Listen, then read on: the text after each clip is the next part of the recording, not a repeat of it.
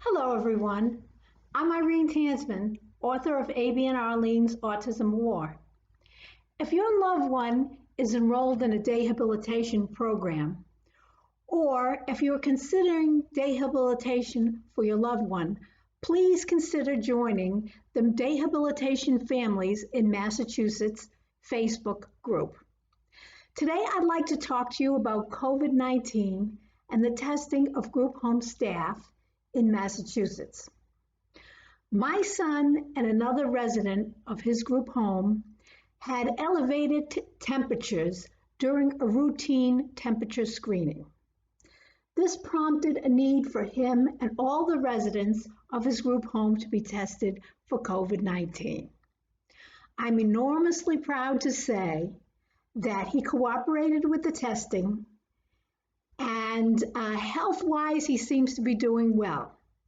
However, he is presumed positive until the test comes back, and we are hoping and praying that the result is negative for COVID-19.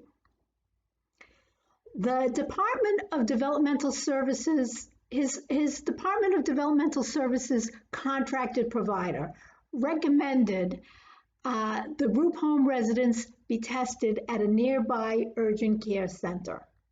This advice was based on the recommendation of the nurse practitioner in my son's primary care physician's office.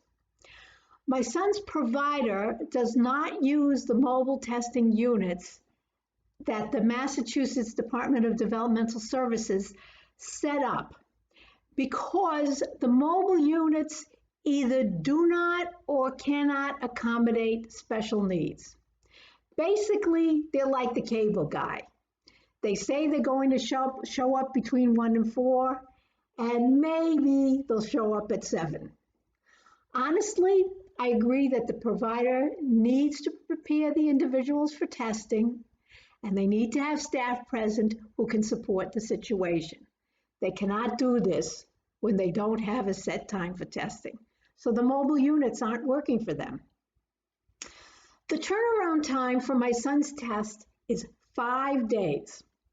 During these 5 days, he is presumed to be positive. That means that the staff must use expensive and precious and scarce PPE during those 5 days. It is my understanding that staff receive well-deserved hazard pay during the time they are dealing with presumed positive cases. Now, the hazard pay is not coming down from the state. The provider is paying the hazard pay, and they're currently in the hole. There is nothing in place to move tests of individuals in group homes up in the queue. Quest Diagnostics analyzes the tests on a first-come, first-served basis, and there are no special treatments for high-risk situations. It is my understanding that the DDS, the state government, and the ARC have not advocated for special accommodations, such as speedier test results for these individuals. Now, if I'm wrong, please correct me. These 5 days of isolation are going to be quite difficult for my son, but this is minor compared to the money that's going to be spent during this wait time. Now, the individuals in the group home are not going anywhere during the pandemic. Parents are not allowed to visit. If you want to take your kid home, you can't bring him back. If the house is COVID positive, there's only one way that could have happened.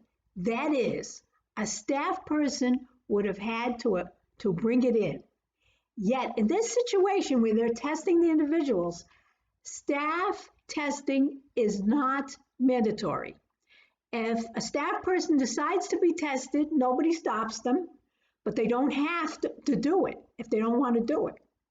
Nobody's checking to see whether they've been tested or not, but yet we know that if there is someone there with a positive test in a group home, that there's definitely a staff person who brought it into the home and is spreading it to other staff members and to the general community. I believe we are not seeing strong advocacy efforts for any type of mandatory testing of group home staff because the Department of Developmental Services contracted corporate providers will most likely run into staffing problems when staff are tested. In other words, those that we're relying on for advocacy believe that preventing the spread of the virus to people with developmental disabilities and to the general public is less important than the hassle that providers might have when they have to figure out a remedy for staffing shortages. Again, I'm open. Please correct me if I'm wrong. COFAR, the Coalition of Families and Advocates, have been steadfast in their advocacy for mandatory testing. Please check out their blog. The ARC, on the other hand, has stated that, quote, they are in favor of mandatory testing, but I don't see any specific actions they have taken to back up that claim. Again, if you have information I don't, please let me know. If you are concerned about these issues, please let me know either in the Dehabilitation Facebook community or in the comments below. During the pandemic, I'm donating royalties from my book, Amy and Arlene's Autism War. Please consider purchasing and reading my book. I hope you found my visit video interesting, and I'll see you on the next one. Stay safe and healthy.